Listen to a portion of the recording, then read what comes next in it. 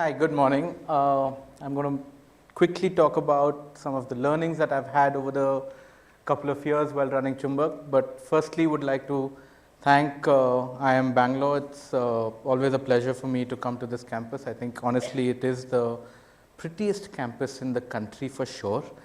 And IIMB also holds a very dear place in my heart. This was also the first place that I did a TEDx in 2012, I think. So I think I was the first TEDx that happened here, and I think there's been a lot more learning since then, and happy to share it with you. So let's quickly get into it and talk about this journey that we've got called Chumbak and life, and how it kind of brought together this entire thing of roots and wings that we're going to be talking about today, right? So that's my name, Vivek Prabhakar. Come from a company and co-founded a company called Chumbak back in 2010. That's all that you're going to be seeing about that. So quickly, I'm going to give an introduction about myself so we can get into, what the learnings are and stuff like that. So beginning in early years, these are the things that I wanted to do in life, right? Anyone who can read a little bit of a chart can understand what I actually wanted to be. But life takes you in different directions, right? And that was me at age 6 trying to figure out my life. But let's talk about talent, right? We all talk about talent, and kids are talented, and we figure out what we want to do in life. We all finish our schooling and trying to figure out college, and all of you here finishing off your MBAs and stuff like that. So when I kind of figured out what I wanted to do in life, I realized that there are two things. There are talents that I actually possess, and there are talents that make money, right? Talents, example of like spinning a basketball on your finger and not dropping it, I don't think makes money. And very clearly I realized that there is no Venn diagram here. There are two separate circles of life, right? But so it doesn't matter. I went into the rat role kind of college, and I'm still trying to figure out a day that I'm going to ever use any of this, what I learned in school and college, in my life. But anyway, but many amazing jobs later, we got to Chumbak. And this was in 2010. And before I jump into what the learnings were and so on and so forth, just quickly, because I learned this only after we started Chumbak, trying to understand what the word Chumbak meant. Chumbak actually has a very interesting etymology to it. It's made up of two words. It's made up of chumma plus bak. We all know what chumma means, right? So bak is actually stones. So it's kissing stones, right? So the magnets is what the word was. And kissing stones are what magnets are. This is another kissing stone, but we'll not talk about him today. So let's get into it. Let's get into roots and wings and what we wanted to talk about here today. Or as I like to call it, how I learned to ground myself and yet learn how to fly. So there are a couple of things that I've learned along the way, and this is something that I'd love to share with you. I think one of the big things was during a startup, and all of you are, hopefully a bunch of you will get into startups and try and figure out what you want to do in life, solve problems for yourself or solve problems for the world. I think one of the biggest things was to know your why. Why do you want to do it? And one of the things that when we started Chumbak is that our why was our pain point of India not having fun, well-designed product, which kind of, represented the true India that we were living in. The souvenirs at that time, we felt the entire market was broken, and, the kind of souvenirs that were available were a marble Taj Mahal or a Pashmina shawl or something like that. And I think when Genghis Khan came in the 1500s, it's the same souvenirs he took back home, right? So I think it was time for us to kind of figure out what newness to do. And we wanted to kind of actually revolutionize and kind of update the way India is seen across the world. And those were our roots, right? Our roots were in India, and that's what we wanted to do. And the second thing that we've learned is always have a story to tell. It's important that, in today's kind of generation where storytelling has kind of become a norm in, while you might have a great product, you might have a great pricing strategy, you might have a great market to go to, it's extremely important to have like a story to tell. And I think our story was very clear. We needed to take India to the world and also actually kind of do product which we were proud of as Indians itself. And very early on in our life, we realized that, the kind of products that Chumbak was doing was kind of lapped up by us Indians ourselves, because, a whole bunch of stuff that was there that, kind of resonated with every person on the street. Yeah, oh, I remember this auto rickshaw, I remember this, or I remember that. And the storytelling that came with it, I think, is extremely critical in that sense, right? The other thing, I think one of the things that, I spent a lot of time with, and, I've spoken about this here earlier as well. I think people and culture matters the most. I think setting up teams, setting up your initial team, setting up the kind of people that you want to work with, kind of, the teams that you build up, and all of you will hopefully build a bunch of startups or even teams in other corporates and stuff like that. Having people that you can kind of trust, and I'll speak about it a little bit later in the presentation, is extremely important. So teams matter. Know that companies are built on people and not necessarily on only product or only market or stuff like that. This is one of my biggest learnings, right? Know thy consumer. I think this is critical from a part of learning that we've had, trying to understand who your consumers are. Spend time in the market, spend time with what their pain points are, spend time with what they're missing out in their lives, put yourself in their shoes kind of thing. Because today we're living with a consumer who, kind of believes in something like this.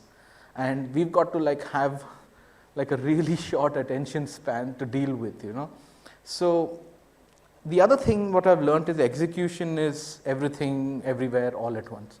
While it's great, and this is one of the things that I've spoken to founders a lot, while it's great to have amazing business plans and spend amazing amount of time on a great looking logo or a really fancy marketing plan or a brand and stuff like that, I think one of the key things that we've learned is that all of that's great, but executing and getting your hands dirty and getting stuff done is the number one kind of, and in fact the only thing that matters, So it's critical to understand that, having these skills, or as you said, getting a team member who has that skill of being a doer rather than only being a thinker. Because as an entrepreneur, you're always kind of leaning towards being a dreamer. You want to change the world, you want to change this, you want to figure out, oh, I can do this better and all. But at the end of the day, what's extremely critical and even more important than all of that, which is great to have an idea, as I said, is to be grounded in the fact to know that execution is the only thing that matters, right? Be authentic as you evolve. As a period of time, because I love this country, and the kind of, the dynamic nature of India is that, every couple of kilometers things change, your consumers change, language changes, markets change and stuff like that. I think you will obviously evolve a lot as you go, as you grow into different markets, as you grow into different geographies within our country. I think one of the things is that I've learned is that authenticity is extremely important. Be authentic as you evolve. What we've seen is that a lot of people get sidetracked either by money, fame, or whatever stuff like that. That authenticity kind of loses its kind of charm, and being a lot more brash and a lot more, I don't know, it seems like very angry towards the world kind of attitude seems to be the norm of the day, but I don't think that's true. I think being authentic is extremely important, right? Obviously, fly as high as you can. I think one of the things is that, while we're saying that being the grounded part of it and the execution part of it's important, I think this being a dreamer and doer are the best combination that you can have. Very few people have both those skills in themselves, and that's why I've always felt that startups are always great if two people plus more figure out what they have to do and found a company like that. I'll give an example of what we did at Chumbak. I think one of the things is that when we were very small, this is 2000, we started in 2010, 2012, somebody from Japan got in touch with us and they said, oh, we love your stuff and people in Japan love Indian stuff and we'd love to figure out how we can, take Chumbak to Japan, and, we have some 100 stores in Japan and we'd like to put them everywhere. And, I remember having a chat and, with the team, and I was like, at that time, our average orders from retailers and all, that time we used to work with retailers, not just our exclusive stores, would be like 4 lakhs max, right? But average about 2 lakhs or something like that. When the first PO came, I mean, the point I'm trying to make is that believe in yourself. The first PO came, which was for 1 crore. And we were like, we didn't know what to do. I remember the moment, it's so vivid in my head. We're sitting there and I looked at it on the phone and I'm like, there's some either calculation error or there is some extra zeros in this which I can't read, or maybe the order is in yen. And then I'm like, no, it's actually they want 1 crore worth of stuff. We didn't know what to do. So always dream, right? And I think that's critical.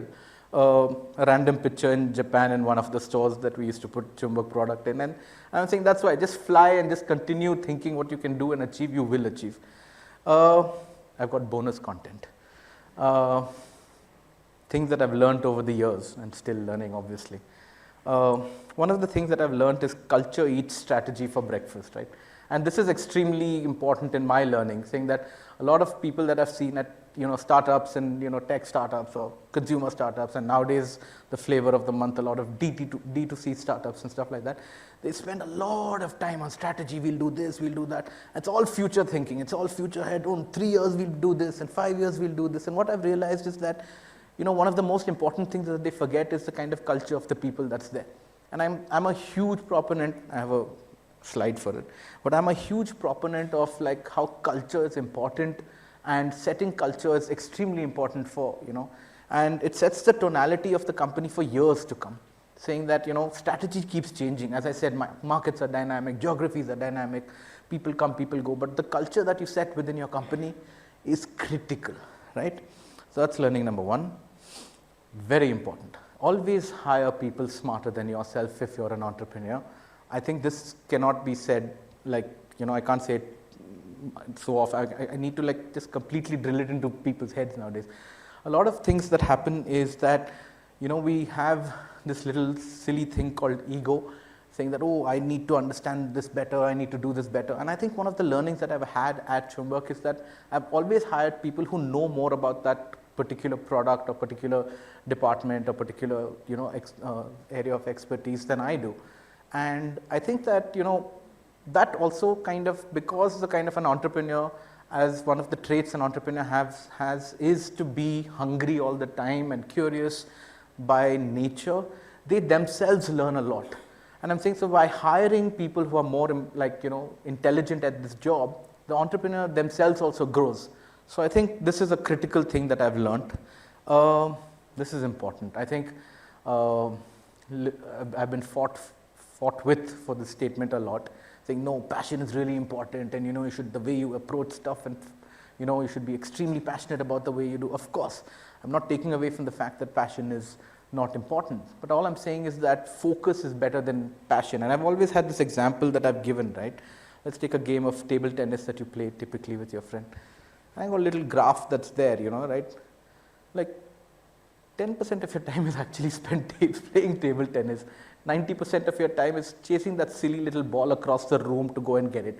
And I'm saying that's the thing that I've learned, saying that when you're focused, doing one thing really right, that's where the magic happens. And do stuff with passion, but like don't be all over the place in that sense. Another learning that I've had is obviously get your hands dirty.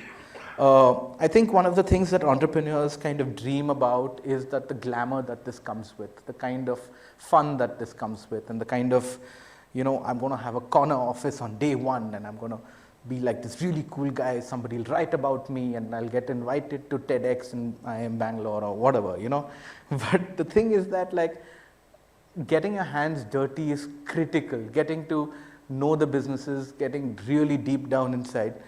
Because the kind of learning that you do when you get your hands dirty is amazing, that nobody else can kind of come over and say, hey, this is important, or when you're not able to follow and stuff like that. So it's extremely important to get your hands dirty. Again, something that I've always believed in, but again, people fight with me on this. I think hierarchy as a concept in newer age companies is dead. While it's great to have structure, like, okay, this one kind of works with this one, this entire reporting, that kind of thing we've learned. And, especially in entrepreneurial kind of teams, which on an average tend to be about 50 to 100 people at at decent scale. We're not talking about 3, 4, 5,000 people, then maybe a little bit of, structure is required. But in 99% of startups, which would be at a 50 to 100 kind of level, I think hierarchy kind of kills the kind of innovation, it kills kind of, the passion that comes through within younger people as well. And in today's job force, that when we're hiring people who are in their mid-20s or even early 20s, I think what's happened is that we've learned that meritocracy is far more important. So what we've learned is that a 22-year-old should be given a seat at the table from day one, but it's also the 22-year-old's responsibility to keep that seat at the table, right? So I think that's extremely important, and that's one of the things that I've learned. Very important. I think perfection is definitely a myth. I think we all work towards like, oh, I want to get the perfect product out there. I want to write the perfect code to get that right. And, I've always lived by this thing of, you have that perfection isn't something that, you achieve, but it's something that you eventually strive for in that sense. Example, if you take a little circle that you're trying to draw and you kind of digress along the way, that's where magic happens, right? And I think that's when you're learning. And when you say, I've always had this thing about good, fast, and cheap. Typically, you're allowed in life to choose only 2 out of the 3 of them. And that's where you say that, hey, listen, doing things now, doing things today, and making mistakes and learning from them is far better than saying, oh, I'm going to take 3 weeks or 3 months or 3 years to get this perfect kind of product or perfect kind of plan or whatever ready. So perfection, according to me, is definitely a myth. I think the other thing is that one of the things that we've always done is encouraged failure. And, I believe that failure kills routine. Routine is, I think, a death of most companies, is death of actually of most stuff like relationships or anything, right? And I think one of the things in failure is that a lot of these are Game of Thrones inspired, by the way. A lot of things about failure, for example, when we get kids to kind of, hey, go out there, make your mistakes, figure out what's happening, all of that. The line that I draw with failure is that never make the same mistakes twice. First mistake, fantastic, pat on the back, you're thinking outside the box, you're doing some stuff which is completely different, awesome. Same mistake you've done twice is just showing very different kind of, weakness of thought or attitude or whatever that's there that you're not kind of moving forward with. So making mistakes, according to me, is a great thing. Self-explanatory as an entrepreneur. This is something that we've learned. As I said, spend time with family, friends, but I think one of the most important things, and the reason why I say this is that in a MBA kind of environment, a lot of you will become entrepreneurs. And being an entrepreneur, I can tell you, is one of the loneliest things that you will do in your life, right? I mean, it's just you and your company. Some of you will be lucky to have a co-founder, some of you may not. But it's extremely important to spend time with yourself during the journey, check in with yourself, spend time acknowledging that mental health matters, and taking the time off to figure out and check in and figure out where you are at each point in this thing in your life. Very important. Oh, this is great fun. I think at the end of the day, extremely important to have fun and be random in your life. I've got a little example that we've got. So for the longest of time, I remember I used to have, and this is back in 2012, 13, 14 kind of thing. Messenger apps were kind of slowly coming up into, play with a lot of people, and, with early days of WhatsApp, and people were figuring out Facebook Messenger, and not even Instagram was up in this thing and all. One of the things that used to irritate me a lot back then is that we didn't have Indian emojis. We had Garfield, we had maybe like some Superman thing, or we had some random cat from Japan. I mean, I love that cat, but nothing from India, I mean, and that got me thinking, saying that, hey, listen, I'd love to figure out what we'd love to do, and, can we, speak to these people and stuff like that. And I think one of the things that we did was, so I reached out to Facebook. I knew a couple of people in Singapore and in their main office in the US, and they said, sure, we'd love to do this. Nobody's ever approached us for Indian emojis, so let's try it out. So I said, sure, let's do this. It took me 9 months. I could have had a baby, no, I couldn't have had a baby by then, but you know what I mean. It took me 9 months to figure out how to, you know, see, instead of saying hello as an emoji, could we say oe? Or, you know, I'll show you a bunch of examples, but the point I'm trying to make is that that was us being random, but actually truly rooted in our own culture of, listen, we're proud to be like an Indian, we're proud to be Indian, we want to get this out to the world. Facebook finally released these emojis, and they were animated. You'll still find them today on Messenger and Instagram and all of that.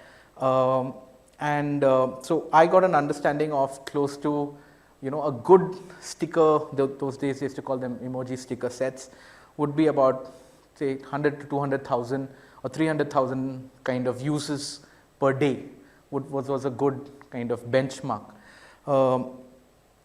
We were not getting any money from this. We were not being paid. This was just us just saying, listen, we need to get India there on the map, and we need to say OA in that sense, right?